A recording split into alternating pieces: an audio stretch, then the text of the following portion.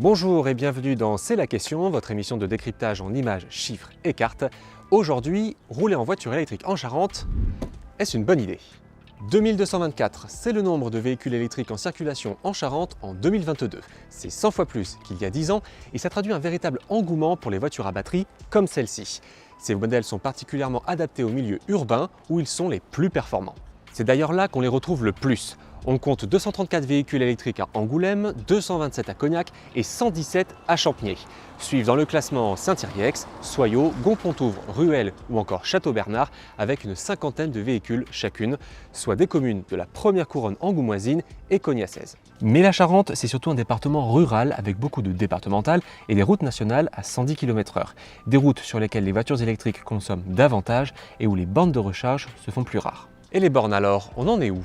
Selon le site communautaire ChargeMap, qui recense les points de recharge en France, la Charente compte 181 bornes de recharge comme celle-ci. Ça représente 12 véhicules par borne de recharge, quand l'Union européenne conseille un ratio de 10:1.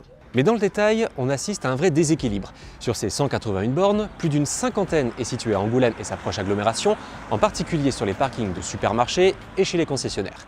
Même constat à Cognac, où l'agglomération compte déployer 13 bornes de recharge supplémentaires cette année, puis d'autres à partir de 2024. Le département accuse donc un léger retard, mais il essaye de se rattraper. En août 2021, le syndicat d'électrification, le SDEJ, a terminé l'installation de 76 bornes de recharge un peu partout en Charente, comme ici à Montignac. L'objectif, pas plus de 20 km entre deux bornes, selon son président.